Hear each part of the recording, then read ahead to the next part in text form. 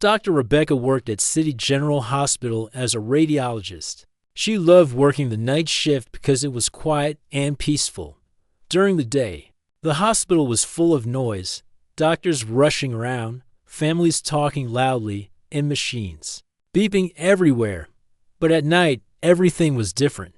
The hallways were empty, the lights were dimmed, and she could focus on her work without any interruptions. She had been doing this job for 3 years now. Most people thought working alone at night would be scary or lonely, but Rebecca found it relaxing.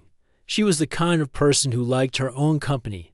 Growing up, she was always the quiet kid who preferred reading books to playing with other children. Her parents used to worry that she was too shy, but Rebecca knew she just enjoyed peace and quiet. The radiology department was on the 3rd floor of the hospital. It was a small area with just a few rooms, her office, the scanning rooms where patients got their x-rays and CT scans done during the day, and a break room with an old coffee machine that made terrible coffee. Rebecca had gotten used to the bad coffee, though. She drank at least 4 cups every night to stay awake. On this particular Tuesday night in October, Rebecca arrived at work at exactly 11 p.m. Just like she did every night, she hung her jacket on the back of her chair and turned on her computer. The screen lit up showing dozens of medical scans that needed to be reviewed. These were images of people's bones, organs, and tissues that other doctors had taken during the day. Her job was to look at these pictures and write reports about what she saw: broken bones, infections, tumors, or just healthy, normal bodies. Rebecca was really good at her job. She could spot things that other doctors might miss. It was like she had a special talent for seeing patterns and details in the black and white images. Sometimes she would notice a tiny shadow that turned out to be the early signs of a serious illness. Her reports had helped save many lives over the years. She settled into her comfortable office chair and pulled the first scan onto her screen. It was a chest x-ray of an elderly man who had been coughing for weeks. Rebecca studied the image carefully, looking for signs of pneumonia or other lung problems. Everything looked normal. She typed up a quick report and moved on to the next case.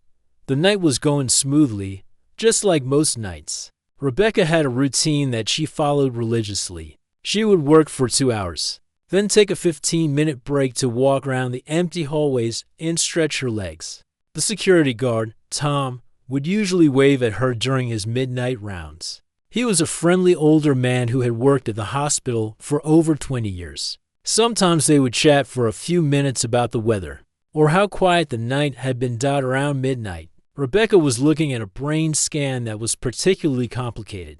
It belonged to a woman who had been having severe headaches. Rebecca squinted at the screen, adjusting the brightness and contrast to get a better view of the small structures inside the brain.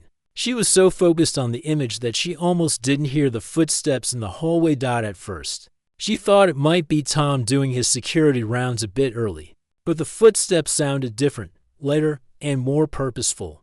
Rebecca glanced at the clock on her computer screen. It was only 11:47 p.m., still too early for Tom's usual midnight patrol. The footsteps grew closer, and Rebecca felt a strange sensation in her stomach. In all her years of working nights, she had developed a sixth sense about the hospital's rhythms. She knew the sound of the elevators, the hum of the air conditioning, and the occasional beeping of machines in patient rooms. But these footsteps didn't belong to any of the usual night sounds. Rebecca saved her work and pushed back from her desk slightly. The radiology department wasn't supposed to have any visitors at this hour. During the day, patients came for their scans, but the evening shift ended at 7 p.m. After that, only emergency cases went to a different part of the hospital. She heard the footsteps stop right outside her office door. Rebecca's heart started beating faster. The hospital had good security, but sometimes confused patients or worried family members would wander around looking for the right room. Usually, they looked lost and apologetic when she redirected them. But something felt different about this situation. There was a presence outside her door. She could sense someone standing there, but they hadn't knocked or called out for help. It was as if they were just waiting, Rebecca stood up slowly, her white medical coat rustling in the silence. She was a small woman, only 5 feet 4 inches tall, but she tried to project confidence as she approached the doorway. As the only person in the department at night, she had to handle these situations professionally and calmly. When she looked up from her computer screen, her breath caught in her throat. There was indeed someone standing in her doorway, but it wasn't a lost patient or worried family member. It was a woman, probably in her 30s, with the palest skin Rebecca had ever seen. Not pale like someone who was sick, but pale like moonlight, almost glowing in the dim hallway lighting. The woman was tall, maybe 5 feet 8 or 9 inches, with long dark hair that seemed to absorb light rather than reflect it. She was wearing simple dark clothes, black pants, and a dark sweater that looked expensive but plain. But it was her eyes that made Rebecca's stomach flip. They were dark, almost black, but they seemed to catch and reflect the light from Rebecca's office in a way that didn't look quite right. The woman wasn't moving or speaking. She was just standing there, looking directly at Rebecca with those strange, reflective eyes. There was something about her posture that suggested she was completely comfortable, as if she belonged there. Most people who accidentally wandered into the wrong part of the hospital looked confused or embarrassed. This woman looked knowing. Rebecca felt goosebumps rise on her arms. Despite the hospital's warm temperature and 3 years of working alone at night, she had never felt this kind of unease. Something about this woman was different, though Rebecca couldn't put her finger on exactly what it was. The stranger's presence filled the doorway and seemed to change the entire atmosphere of the normally comforting radiology department. The woman's lips curved into a slight smile, and Rebecca realized she had been staring for several long seconds. Without saying anything, professional training kicked in, and Rebecca cleared her throat, trying to sound normal and helpful despite the strange feeling growing in her chest. Rebecca took a deep breath and tried to act professionally, even though her heart was still beating faster than normal. She had dealt with confused visitors before, and she knew the best approach was to be polite but direct. The hospital had strict rules about unauthorized people wandering around after hours, especially in medical departments where patient privacy was important. "Excuse me," Rebecca said, stepping closer to the doorway but keeping a safe distance from the strange woman. "I think you might be looking for a different area. The patient rooms are down the main hallway, but visiting hours actually ended at 9 o'clock tonight." She tried to keep her voice friendly and helpful, the way she had been trained during her hospital orientation years ago. Usually, when she explained visiting hours to people, they would apologize and ask for directions to find their way out. Some would look embarrassed for getting lost in the hospital's confusing layout of hallways and floors, but this woman didn't react the way Rebecca expected at all. Instead of looking confused or apologetic, the woman's smile grew wider. It wasn't a warm, friendly smile like you might give to someone who was trying to help you. It was something else entirely, a smile that seemed to say she knew something that Rebecca didn't. The kind of smile that made Rebecca feel like she was missing an important piece of information. "I know," the woman said simply. Those two words hung in the air between them like a challenge. Rebecca blinked, not sure she had heard correctly. The woman's voice was soft but clear, with an accent that Rebecca couldn't identify. She had heard many different accents working at City General Hospital. The city was home to people from all over the world: Spanish, Arabic, Mandarin, Russian. She had learned to recognize dozens of different ways people spoke English. But this accent was different. It didn't sound like any country or region Rebecca could think of. "I'm sorry. What did you say?" Rebecca asked, hoping she had misunderstood. "I said I know," the woman repeated, her voice exactly the same as before. "I know I'm in the wrong room." Rebecca felt a chill run down her spine that had nothing to do with the hospital's air conditioning system. If this woman knew she was in the wrong place, then why was she here? Why wasn't she leaving or asking for directions? The logical part of Rebecca's brain started running through possibilities. Maybe the woman was confused about something else. Maybe she was looking for a specific doctor or had an appointment she was confused about. "Okay, Rebecca said slowly, trying to maintain her professional composure. If you know this isn't the right place, can I help you find where you need to go?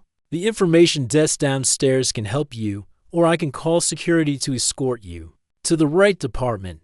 The woman shook her head slightly, never losing that unsettling smile. She didn't move from her position in the doorway, and she didn't seem interested in Rebecca's offers to help. Instead, she just stood there, looking at Rebecca with those dark, reflective eyes that seemed to see too much. You don't understand, the woman said, taking a small step into Rebecca's office without being invited. I'm exactly where I need to be. Rebecca's training kicked in, and she felt her body tense. Hospital security protocols were clear about situations like this. When someone refused to follow visiting policies and enter restricted areas without permission, staff members were supposed to call for help immediately. Rebecca's hand moved instinctively toward the phone on her desk, but something stopped her from picking up the receiver.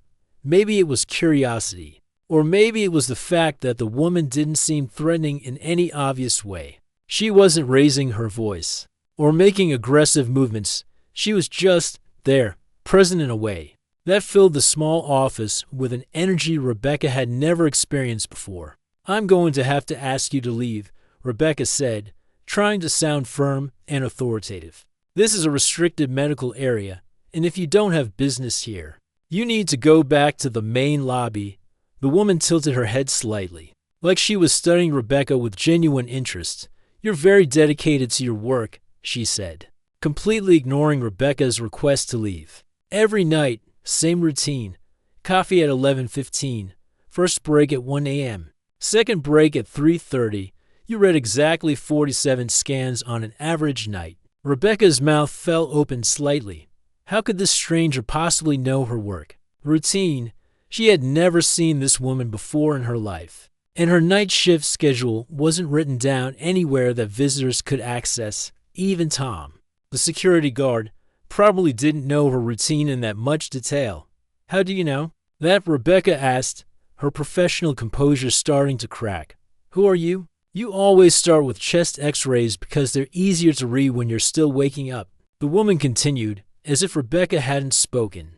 Then you move on to the more complex cases, the brain scans and abdominal images that require your full attention.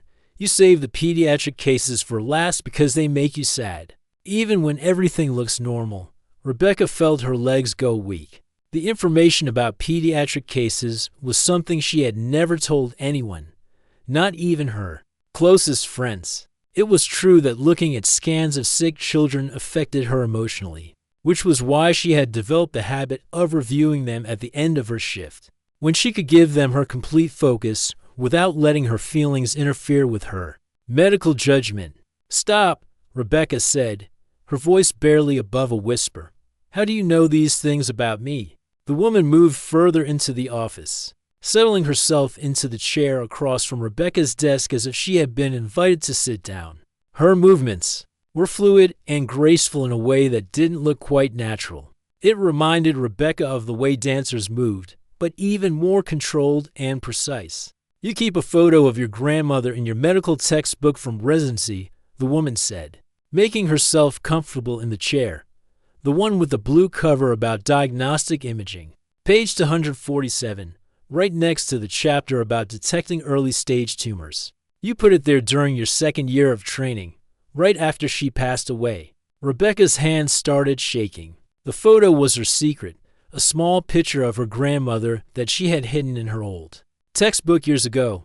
She still kept the book on her shelf at home, and sometimes when she was having a difficult day, she would flip to that page and look at her grandmother's smiling face. Nobody knew about that photo. Not her parents, not her friends, nobody. This isn't possible, Rebecca said, mostly to herself. You can't know these things. Nobody knows these things. The woman's smile became gentler, almost sympathetic. Rebecca, she said, using her name for the first time. There are many things in this universe that most people would say aren't possible, but that doesn't make them untrue. Rebecca stared at the woman sitting across from her desk, trying to make sense of what was happening. Her rational mind kept searching for logical explanations. Maybe this person was a private investigator hired by the hospital administration. Maybe she was some kind of consultant studying work efficiency. But even those explanations didn't make sense. How would anyone know about the photo hidden in her old textbook at home? I don't understand what's happening here, Rebecca said, gripping the edge of her desk to steady herself. How do you know my name? How do you know about my work routine?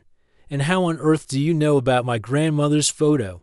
The woman leaned back in her chair, completely relaxed despite the tension, filling the small office. There's so much more I could tell you, Rebecca. Things that would make the photo seem like a simple detail. Like what?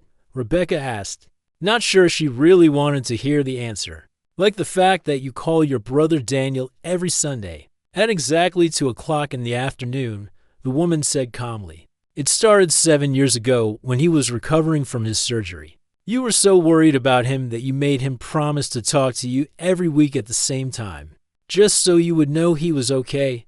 Rebecca's breath caught in her throat. Daniel lived 3 states away in Oregon, where he worked as a software engineer for a small tech company. The weekly phone calls were their special tradition, something they had never broken in 7 years. Not once had Rebecca mentioned her brother to anyone at the hospital.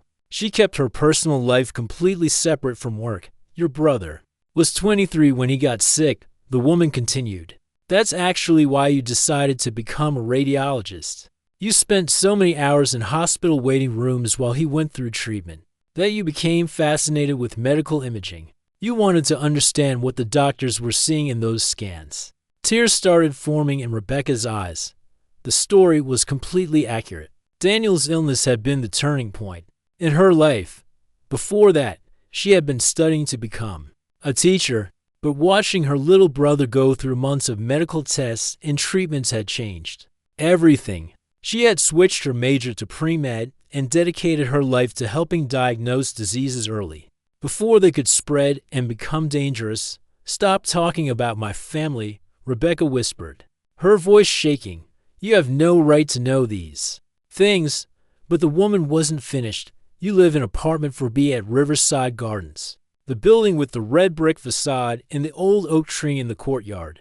You moved there 2 years ago because it was close enough to walk to work, but far enough away to feel separate from the hospital. Rebecca's hands were trembling now. Riverside Gardens was exactly where she lived. She had chosen that apartment specifically because she could walk to work in good weather, and because the tree in the courtyard reminded her of her childhood home. You have a cat named Pixel, the woman said with that same gentle smile. He's a gray tabby with white paws who hides in your bedroom closet. Every time there's a thunderstorm, you found him as a kitten in the hospital parking lot 3 years ago, right after you started working night shifts. The details were so specific, so personal, that Rebecca felt dizzy.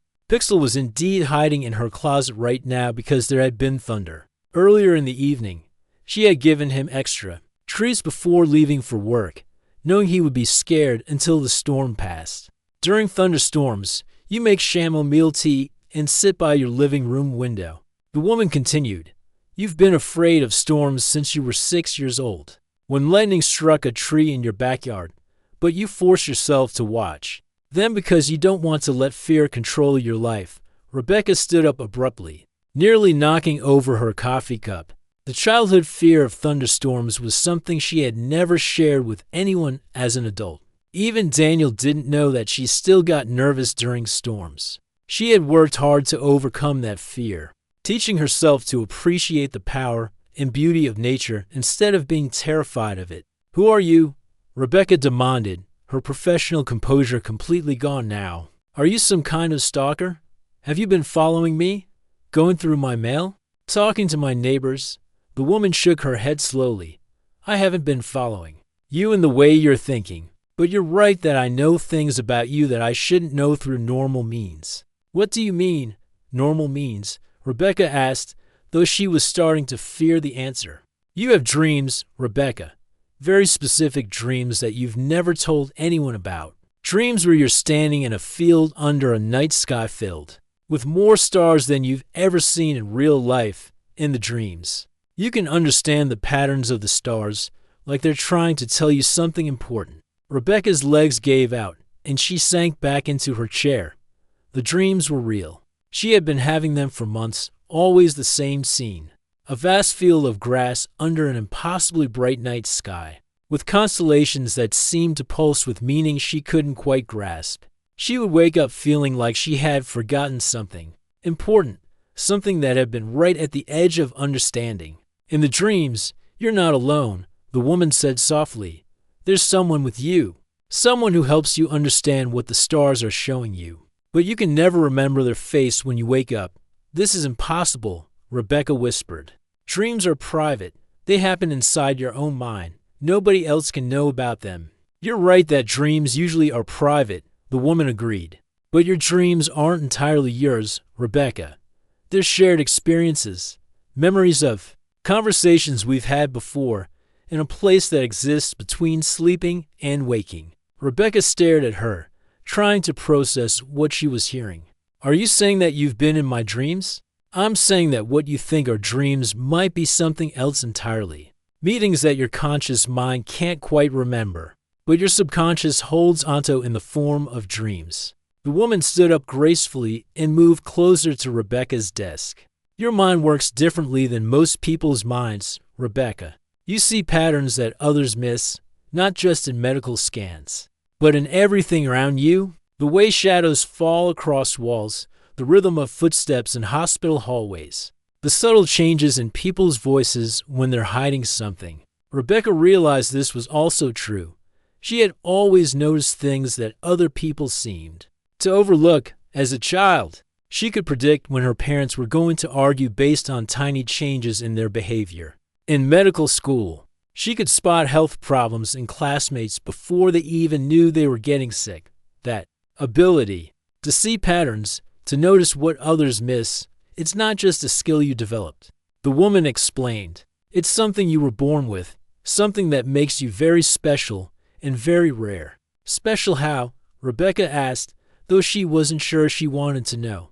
The woman smiled, and for the first time, her expression looked genuinely warm instead of mysterious. "Special enough that some of us have been very interested in getting to know you better." "Some of us," Rebecca repeated. "Who's us?" Rebecca sat frozen in her chair, staring at the woman who seemed to know everything about her life. The question hung in the air between them. Who was us? Part of Rebecca didn't want to know the answer, but a bigger part of her needed to understand. What was happening? The woman walked slowly around Rebecca's office, looking at the medical equipment and diplomas hanging on the walls. She moved with that same fluid grace that had caught Rebecca's attention earlier, like she was floating just slightly above the ground.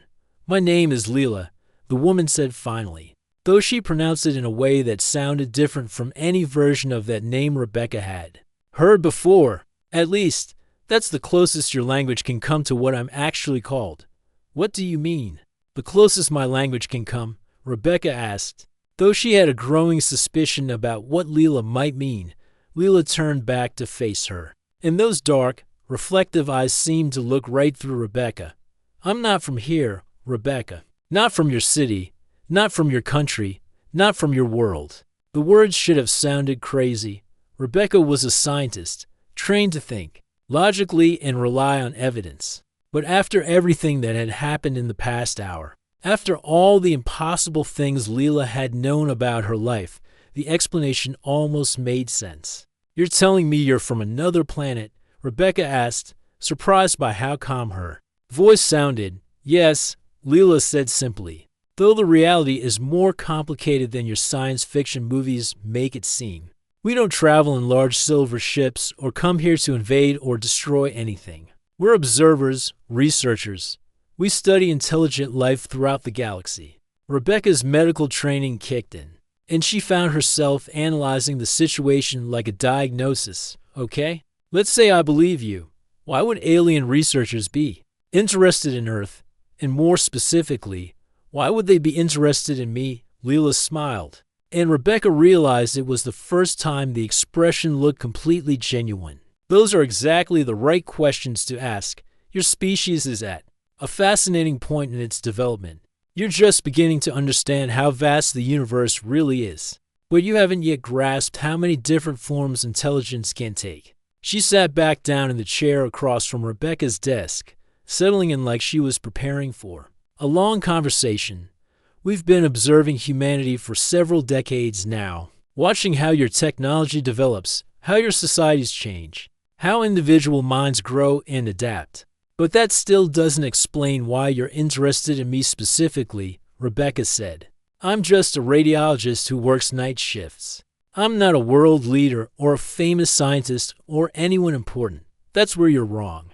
Leela replied, You are important, just not in the way your society typically measures importance. Your brain works in ways that are extremely rare among humans. The pattern recognition abilities you use to read medical scans are just the surface of something much deeper. Rebecca thought about all the times in her life when she had noticed things others missed. In elementary school, she could predict which kids would get in trouble based on tiny changes in their behavior.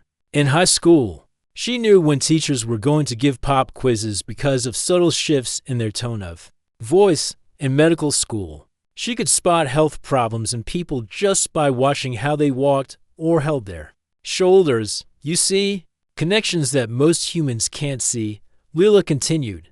Not just visual patterns, but behavioral patterns, emotional patterns, even patterns in events that seemed random to everyone else. Your mind processes information in ways that suggest your species is evolving. Evolving how? Rebecca asked. Human brains are becoming more complex, more interconnected. Most people don't notice this happening because the changes occur over many generations. But occasionally, individuals are born who represent what humanity might become in the future. People whose minds work more efficiently, who can process multiple types of information simultaneously, who have intuitive understanding of complex systems. Rebecca had always felt different from other people, but she had assumed it was just personality. She preferred quiet environments because loud spaces felt overwhelming. She could sense when people were lying or upset even when they tried to hide it. She had always attributed these traits to being introverted and observant. We identify individuals like you and study them to understand how human consciousness is developing. Leela explained, not to experiment on them or harm them in any way, but simply to observe and learn. How long have you been watching me? Rebecca asked. About 3 years. Since you started working night shifts here at the hospital, your pattern recognition abilities became particularly obvious in this job, where you work alone and can focus completely on complex visual data. Rebecca realized that 3 years ago was also when she had started having the vivid dreams about standing in star-filled fields. The dreams I've been having, you said they were meetings between us. Were you actually there somehow, in a way? Yes, human consciousness is more flexible than most of your scientists understand. During deep sleep, minds can sometimes connect across vast distances. The dreams were real conversations, but your waking mind could only remember them as abstract images and feelings. So you've been talking to me in my sleep for 3 years, and I never knew it? We talked about many things, your work, your family, your thoughts about life and the universe. You asked questions about what exists beyond Earth, and I shared what I could without overwhelming you. Your dreaming mind was much more accepting of these conversations than your waking mind would have been. Rebecca tried to remember more details from the dreams, but they remained frustratingly vague. She could recall the feeling of understanding something profound, of having important conversations. But the specific kind slipped away whenever she tried to focus on it. Why are you here now? In person, Rebecca asked, Why reveal yourself? Like this, Lila's expression became more serious. Because our observation period is coming to an end. We've learned what we needed to learn about your abilities and how minds like yours function. Soon, we'll move on to study other individuals in other places. And then what happens to me? That depends on what you choose, Leela said. We can end our contact completely. You would have no memory of this conversation or the dreams. Your life would continue exactly as it was before, and you would never see me again. Rebecca felt a strange sense of loss at that possibility, even though she had only learned about Lila's existence an hour ago. What's the alternative? You can choose to remember everything, to accept that you've had contact with intelligent life from another world, to occasionally have conversations like this one, where we share perspectives about consciousness, intelligence, and what it means to be alive in this vast universe. Would I have to do anything? Would you want me to help you with something or work for you? Leela shook her head. We're not here to recruit humans or change your world. We're simply researchers trying to understand different forms of intelligence. If you chose to remember, you would continue your normal life. The only difference would be that sometimes, on quiet nights like this one, you might find me in your office again, and we would just talk. We would talk about the patterns you see in your work and in life, about the dreams that feel more real than waking moments, about the questions that keep you up at night when you wonder whether there's more to existence than what humans currently understand. Rebecca realized that those were exactly the kinds of conversations she had always wanted to have, but never found the right person to have them with. Her family and friends were wonderful, but they didn't think about the same thing she did. They didn't notice the patterns she saw or wonder about the bigger questions that fascinated her. If I choose to remember, Rebecca said slowly, what would that mean for my life? Would everything change? Nothing about your daily life would change. Leela assured her, you would still be a radiologist. You would still call your brother every Sunday. You would still take care of Pixel and drink terrible coffee and work night shifts. The only difference would be that you would have a friend who understands the way your mind works. Rebecca sat in silence for several minutes, trying to process everything Leela had told her. The choice seemed impossible to make. On one hand, she could go back to her normal life and forget this entire encounter ever happened. On the other hand, she could accept that everything she thought she knew about the universe was incomplete. How long do I have to decide? Rebecca asked finally. As long as you need, Leela replied. But I should tell you that once you make your choice, you won't be able to change your mind later. If you choose to forget, the opportunity for contact will be gone forever.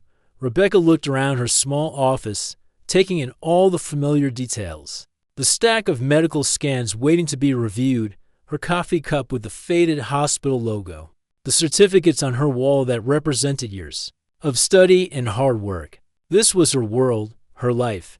It was comfortable and predictable, but it was also lonely sometimes. Rebecca had always felt like she was living slightly apart from everyone else, like she was watching life through a window instead of fully participating in it.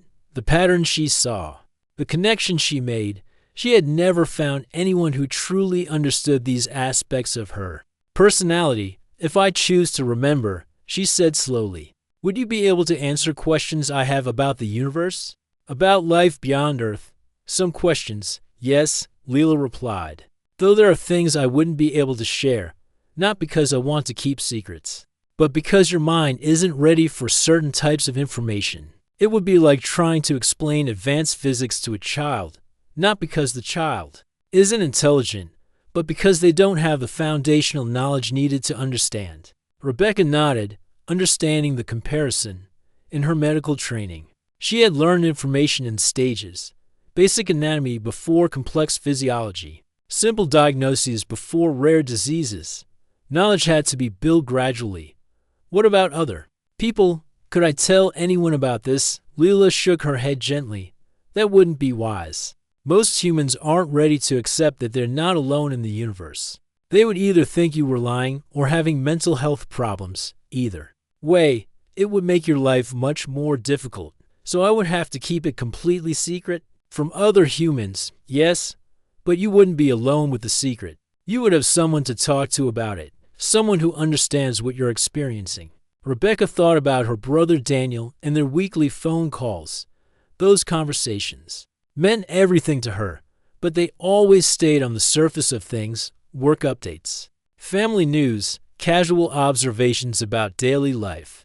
They never talked about the deeper questions that kept Rebecca awake at night, the sense that there was something more to existence than what most people experienced.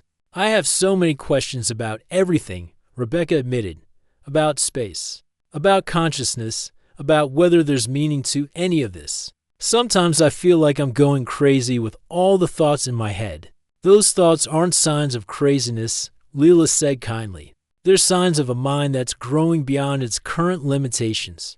The questions you ask are the same ones that drive scientific discovery and philosophical understanding throughout the galaxy. Rebecca stood up and walked to the small window in her office. Outside, she could see the city lights stretching into the distance. Thousands of people sleeping in their homes, completely unaware that this conversation was taking place. She thought about all the medical scans she had reviewed over the years, all the hidden problems she had spotted that might have been missed by others. Maybe her whole life had been preparation for this moment, for this choice, if I say yes. She asked, turning back to Leela, when would I see you again?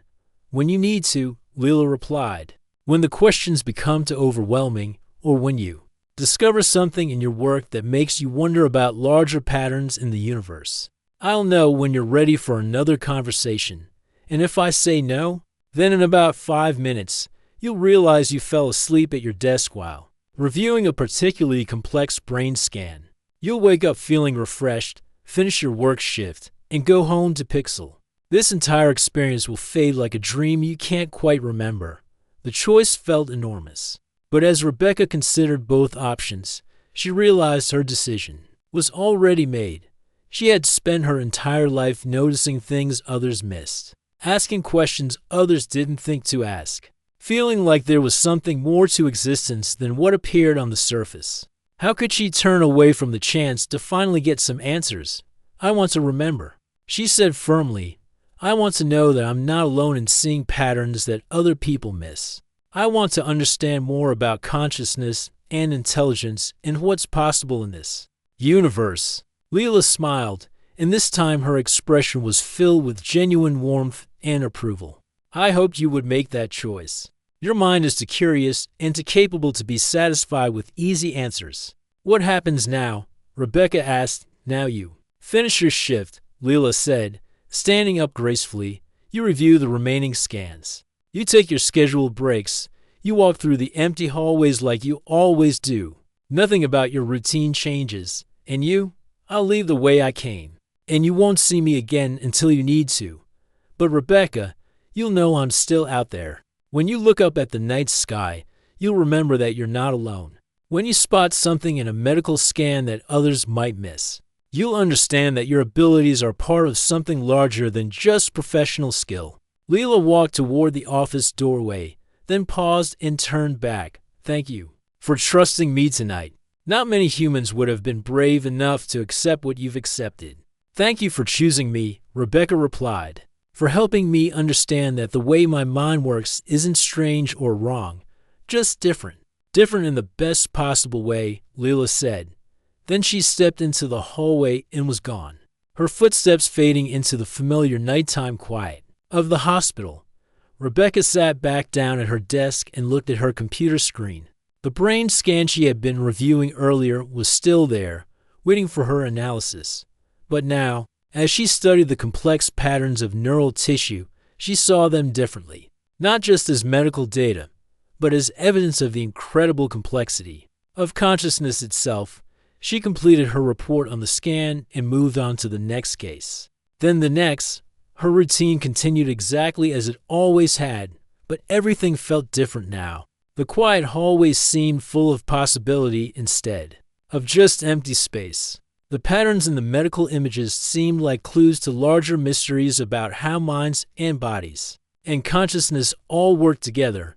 When her shift ended at 7 in the morning, Rebecca walked home through the city streets as the sun was rising. She looked up at the sky, where a few stars were still visible despite the growing daylight. For the first time in her life, when she looked at those distant points of light, she didn't feel small or insignificant. Instead, she felt connected to something vast and wonderful. At home, Pixel greeted her at the door, purring and rubbing against her legs. The thunderstorm had passed, and her cat was back to his normal friendly self. Rebecca picked him up and carried him to the living room window, where they both looked out at the city waking up below. You wouldn't believe the night I had, she told Pixel, scratching behind his ears. Then again, Maybe you would. Animals seem to understand things that humans miss.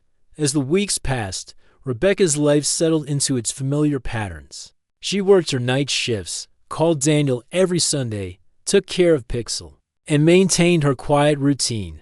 But she also found herself noticing new things, subtleties in human behavior she had never recognized before, patterns in the natural world that seemed to suggest underlying order and intelligence sometimes. Late at night, when the hospital was especially quiet, she would pause in her work and look toward the office doorway, half expecting to see a familiar figure standing there. She never did, but she knew that someday she would, and when that time came, she would be ready with 100 new questions about consciousness, intelligence, and what it truly meant to be alive in an infinite universe full of wonders she was only beginning to imagine.